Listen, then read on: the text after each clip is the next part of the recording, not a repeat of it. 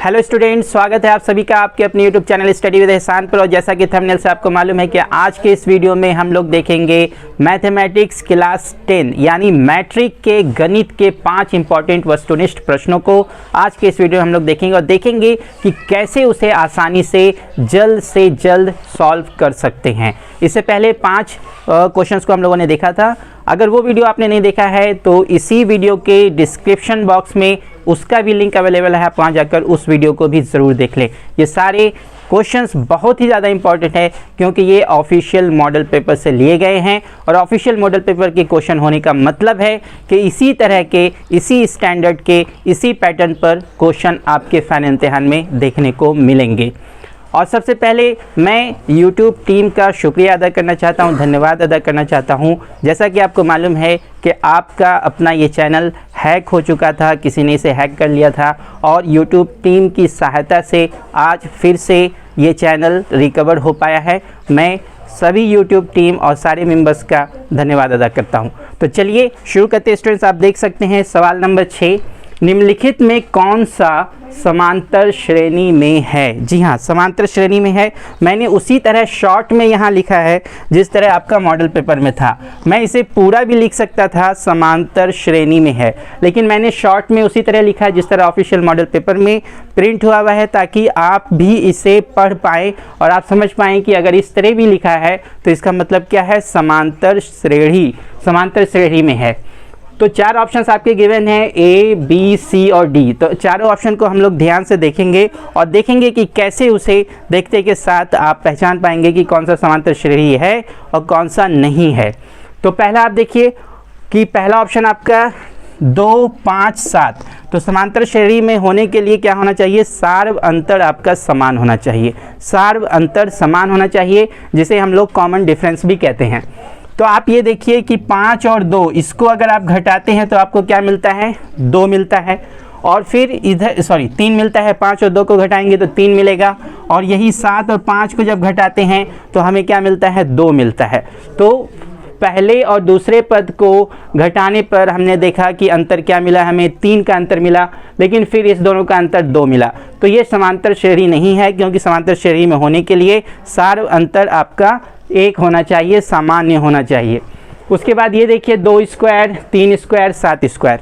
तो अब इसको आप इस तरह लिख सकते हैं कि 2 का स्क्वायर क्या हो गया, 4 हो गया, 3 का स्क्वायर 9 हो गया, 7 का स्क्वायर 49 हो गया। और ये डॉट डॉट इस तरह चलता रहेगा।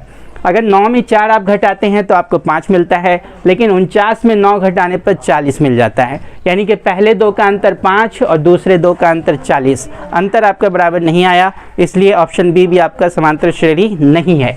उसके बाद ऑप्शन सी आप देखिए x स्क्वायर x क्यूब, इसको घटाने पर तो ऐसे भी आपको सेम नहीं मिलेगा, तो ये भी समांतर श्रेणी नहीं हुआ। तो फिर आपका ऑप्शन डी ही बच गया। ऑप्शन डी ही आपका आंसर होने वाला है। आप ऑप्शन डी को इस पॉइंट पर टिक कर सकते हैं, ऑप्शन डी आपका सही हो जाएगा।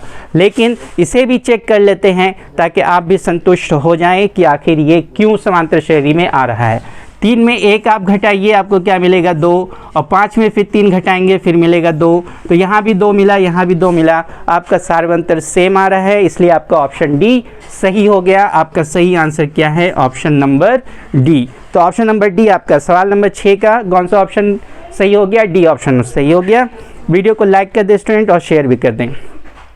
उसके बाद सवाल नंबर 7 आप देख सकते हैं ऑन द स्क्रीन। सवाल नंबर 7 ये आपका ऑफिशियल मॉडल पेपर से मैंने आपको बता दिया। वीडियो को लाइक करना ना भूलें। 1 प्लस कॉट स्क्वायर थीटा गुना 1 माइनस कॉस स्क्वायर थीटा, ये जो आपका है ये किसके इक्वल है। 4 ऑप्शंस आपके सामने हैं, sine square theta, tan square theta, cos square theta और 1। तो इसे किस तरह सॉल्व कर सकते हैं, तो चलिए देखते हैं कि इसका क्या आंसर आने वाला है, कौन सा ऑप्शन सही होगा। और आप जल्दबाजी नहीं करेंगे। बहुत सारे स्टूडेंट्स क्या करते हैं, ट्रिगोनोमेट्री के इस टाइप के क्वेश्चंस में वो किसी को भी टिक करके आगे बढ़ जाते हैं। नहीं, 50 ऑब्जेक्टिव क्वेश्चंस आपको बनाने हैं, 50 मार्क्स के, 50 नंबर बहुत ज़्यादा होता है स्टूडेंट्स। इसे आपको लाना है, ऐसे इसको गलत बना के इसको जाने नहीं देना है आपको। तो 1 प्लस कॉट स्क्वायर थीटा, जो भी आपका एक्सप्रेशन है वो पहले लिख लेते हैं यहाँ पर, 1 प्लस कॉट स्क्वायर थीटा और फिर 1 माइनस कॉस स्क्वायर थीटा, यही आपका एक्सप्रेशन है। 1 प्लस कॉट स्क्वायर थीटा, ये जो आपका हो रहा है, आपने 3 ट्रिगोनोमेट्रिक आइडेंटिटीज़ आपने याद किया है। सर्वसामिकाएँ जो हैं आपकी 3 त्रिकोणमितीय सर्वसामिकाएँ, वो आपने याद कर रखा है। तीसरे सर्वसामिका पर आप ध्यान दीजिए, क्या था, cosec square minus cot square बराबर 1, cosec square minus cot square बराबर 1। वहाँ से अगर आप कॉसेक स्क्वायर की वैल्यू देखेंगे तो क्या हो जाएगा, 1 प्लस कॉट स्क्वायर थीटा। आप समझ पा रहे हैं? नहीं समझ पा रहे हैं तो आप कमेंट बॉक्स में लिखें, आपको डिटेल्ड वीडियो, एक सेपरेट वीडियो मिल जाएगा। तो 1 प्लस कॉट स्क्वायर थीटा को हम लोग लिख सकते हैं कॉसेक स्क्वायर थीटा, और ये 1 माइनस कॉस स्क्वायर थीटा, पहले सर्वसामिका पे आप ध्यान दीजिए, 1 माइनस कॉस स्क्वायर थीटा क्या हो जाएगा, sine square theta, sine square theta. और आपने पढ़ रखा है कि कॉसेक स्क्वायर थीटा फिर क्या होता है, 1 अपॉन साइन स्क्वायर थीटा, और फिर ये साइन स्क्वायर थीटा ऑलरेडी आपका दूसरा टर्म, ये कट गया, क्या बच गया आपका 1। तो कौन सा ऑप्शन सही हो गया आपका, ऑप्शन नंबर डी आपका सही हो गया, ऑप्शन नंबर डी। तो मुझे उम्मीद है कि आप सब इसको समझ पाए होंगे। फिर भी कोई प्रॉब्लम तो मैं बार बार कह रहा हूँ आपको, आप कमेंट बॉक्स में लिखें, आपको डिटेल्ड सॉल्यूशन बताया जाएगा। चलिए अब सवाल नंबर 8 को देखते हैं। सवाल नंबर 8 आप देख सकते हैं बोर्ड पर, 5x square minus 4x plus 2 बराबर 0 का विविक्त कर है। जी हाँ, एक द्विघात समीकरण आपका दिया हुआ है, 5x square minus 4x plus 2 बराबर 0, और इसका विविक्त कर क्या होगा हमें निकालना है। तो विविक्त कर निकालने के लिए 4 ऑप्शंस आपको गिवन है, कौन सा विविक्त कर होगा। जल्दबाजी नहीं करेंगे, बहुत सारे स्टूडेंट्स ये करते हैं बिना कैलकुलेट किए ही वो टिक कर देते हैं। नहीं, एक एक मार्क्स, एक एक नंबर आपके लिए महत्वपूर्ण है, बहुत ही ज़्यादा इंपॉर्टेंट है। तो आप इसे निकाल लें, 1 मिनट भी नहीं लगेगा आपको निकालने में, आप इसे कैलकुलेट कर लें। तो विविक्त कर का फॉर्मूला मैं आपको पहले ही बता चुका हूँ, d बराबर B square minus 4ac, B square minus 4ac value रखें। आपको मालूम है b क्या है आपका, ये b है -4, तो -4 का स्क्वायर माइनस ये 4 गुना a क्या है, ये 5 आपका a है, तो 4 गुना 5 और गुना c, और ये c क्या है, ये 2 आपका c है, तो ये 4 गुना 5 गुना 2। उसके बाद फिर आपका हो गया -4 का स्क्वायर आपका हो गया 16, 4 का स्क्वायर 16, और माइनस पे जब पावर 2 है तो ये माइनस लिखने की ज़रूरत नहीं है। उसके बाद फिर -4 पंचे 20 और 20 दूनी 40। अब 16 में जब आप 40 माइनस करेंगे तो आपको क्या मिल जाएगा, 24, और क्योंकि 40 बड़ा था इसलिए -24। तो आपका कौन सा ऑप्शन सही हो गया, ये ऑप्शन नंबर बी आपका सही है, -24। इस दिए गए द्विघात समीकरण का विविक्त कर क्या हुआ, -24 हुआ। उसके बाद आप सवाल नंबर 9 भी देख सकते हैं, 2x square minus 4x plus 3 बराबर 0 के मूलों की प्रकृति होगी। जी हाँ, मूलों की प्रकृति निकालने के लिए आपको बताया जा रहा है। मूलों की प्रकृति कैसे निकालते हैं वो उसका एक अलग से वीडियो भी मैं पहले बना चुका हूँ, और उसका भी लिंक इसी वीडियो के डिस्क्रिप्शन बॉक्स में है, आप वहाँ जाकर उस वीडियो को भी ज़रूर देख लें कि किस तरह मूलों की प्रकृति डिसाइड करते हैं, पता लगाते हैं। तो 2x square minus 4x plus 3 बराबर 0 के मूलों की प्रकृति, इसमें भी बहुत सारे स्टूडेंट्स क्या करेंगे, टिक लगा देंगे। टिक नहीं लगाना है, एक एक मार्क्स आपके लिए बहुत ही ज़्यादा इंपॉर्टेंट है। आप देखिए कैसे निकालते हैं। तो मूलों की प्रकृति निकालने के लिए सबसे पहले आप विविक्त कर की वैल्यू निकालेंगे, d का मान क्या होगा वो निकालेंगे। तो d फिर इसी तरह जैसे मैंने यहाँ निकाला क्वेश्चन नंबर 8 में, b स्क्वायर माइनस 4ac, तो b स्क्वायर, b आपका क्या है यहाँ पर, ये b -4 हो गया, तो -4 का स्क्वायर माइनस ये 4 गुना a का मान क्या है, ये 2 है, तो 4 गुना 2, और ये c का मान क्या है, +3, तो +3 लिखने की ज़रूरत है।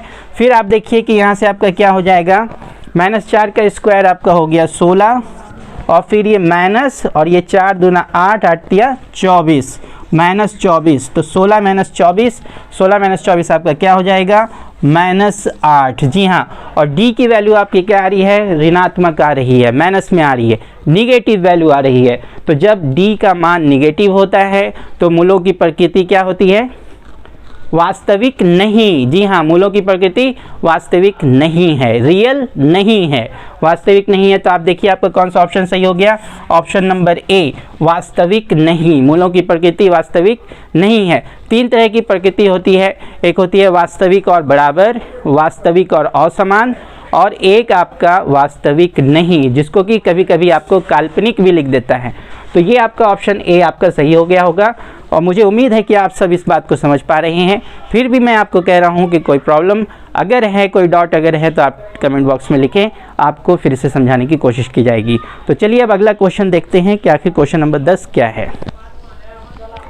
तो स्टूडेंट्स आप देख सकते हैं सवाल नंबर 10 बोर्ड पर मैंने लिख रखा है, निम्नलिखित में से कौन x² - 3x + 2 = 0 का एक मूल है। जी हाँ, एक द्विघात समीकरण आपका दिया हुआ है, x² - 3x + 2 = 0, इसका एक मूल कौन है। 4 ऑप्शंस आपके पास हैं, 0, -1, -2 या फिर 2। तो इसमें कौन सा है जो कि मूल है इस द्विघातीय समीकरण का। तो कैसे बनाएंगे, बहुत सारे मेथड्स हैं। सिंपल तरीका, सीधा तरीका ये है कि आप इसे सॉल्व कर लें और फिर देखें कि कौन सा मूल आ रहा है। लेकिन सॉल्व क्यों करें, उसमें आपको ज़्यादा वक्त लग जाएगा। तो आपको मैं बता देता हूं कि जो भी आपके ऑप्शंस गिवन हैं, इस ऑप्शंस को डायरेक्ट इसमें रख कर देखें। x का मान आप ऑप्शंस में जो दिया है वो रख के देखें। तो x² - 3x + 2 = 0, अगर x की जगह पर आप ये 0 रखते हैं तो क्या हो जाएगा, 0 का स्क्वायर - 3 × 0 + 2, क्या 0 आता है, 0 का स्क्वायर 0 - 3 × 0 0, आपका क्या हो जाएगा 0 - 0 + 2, तो ये क्या हो जाएगा 0 - 0 खत्म, +2 बराबर आपका क्या आ गया, 2 आ गया, 0 नहीं आया। तो ये आपका इसका मूल नहीं है। उसके बाद फिर आप ऑप्शन बी चेक करेंगे, -1, तो x की जगह पे आप क्या रखेंगे, -1 का स्क्वायर आप रखेंगे यहाँ पर, -1 का स्क्वायर, फिर -3 × -1 + 2 = 0। अब यहाँ से क्या हो जाएगा, -1 का स्क्वायर 1 हो गया, फिर ये 3 × -1 -3, और फिर ये माइनस, तो ये +3 हो गया, और फिर ये +2, तो क्या ये 0 आएगा, 3 1 4 4 2 6 6 आएगा, 0 नहीं आएगा। ठीक है, तो ये भी आपका -1 भी क्या हुआ, आंसर नहीं हुआ, आपका सही ऑप्शन नहीं है। उसके बाद हम लोग c की वैल्यू -2, x की जगह पर जो ऑप्शन सी में आपका -2 है वो -2 रख कर देखेंगे x की जगह पर, तो क्या है x², तो आपका क्या हो गया -2 का स्क्वायर, फिर माइनस, और 3 × x है तो यहाँ पे 3 × -2 + 2। अब इसे देखेंगे कि ये 0 आता है या नहीं आता है। तो -2 का स्क्वायर 4, फिर -3 × -2 क्या हो गया -6, और ये -6 और फिर ये माइनस, तो +6 और फिर +2, तो क्या हो गया 6 4 10 और 10 2 12, आपका 0 नहीं आया। तो इस केस में आपका कौन सा ऑप्शन हो गया, ऑप्शन डी। जब ए बी और सी नहीं हुआ तो आपका ऑप्शन डी ही सही है। फिर भी आपकी संतुष्टि के लिए इसे भी चेक करके देखें कि क्या इसमें 0 आता है। तो x के जगह पे आप जब 2 रखेंगे तो x का स्क्वायर क्या हो गया, 2 का स्क्वायर माइनस 3 × 2 3 × 2, और फिर ये +2 लास्ट का, तो 2 का स्क्वायर हो गया 4, और माइनस ये 3 × 2 6, और फिर ये +2, तो अब क्या हो जाएगा, ये प्लस है 4 में 6 गया, -2, फिर +2, और -2 + 2 आपका क्या आ गया 0। तो 0 आ गया, किस केस में आया, ऑप्शन डी जब चेक कर रहे थे तब आया, इसलिए आपका ऑप्शन डी सही है। ऑप्शन डी आपका करेक्ट आंसर है। तो आपने देखा कि किस तरह क्वेश्चंस को सही बनाना है। क्वेश्चन को सही बनाना इंपॉर्टेंट है। 1 मिनट ज़्यादा लग जाए, 2 मिनट ज़्यादा लग जाए, उससे कुछ नहीं, आपको 3 घंटे मिलेंगे पेपर सॉल्व करने के लिए। टाइम का लिमिटेशन आपके पास नहीं है, टाइम इनफ है आपके पास। आप कोशिश करें कि क्वेश्चन को सही बनाएं ताकि आपके मार्क्स अच्छे आएँ, आपका रिजल्ट अच्छा हो। तो चलिए आज के इस वीडियो में स्टूडेंट्स बस इतना ही, फिर मिलेंगे नए वीडियो में नए क्वेश्चंस के साथ। तब तक के लिए इजाज़त दीजिए, अपना ख्याल रखें और मेहनत करते रहें, और चैनल को सब्सक्राइब करना ना भूलें। बहुत बहुत धन्यवाद।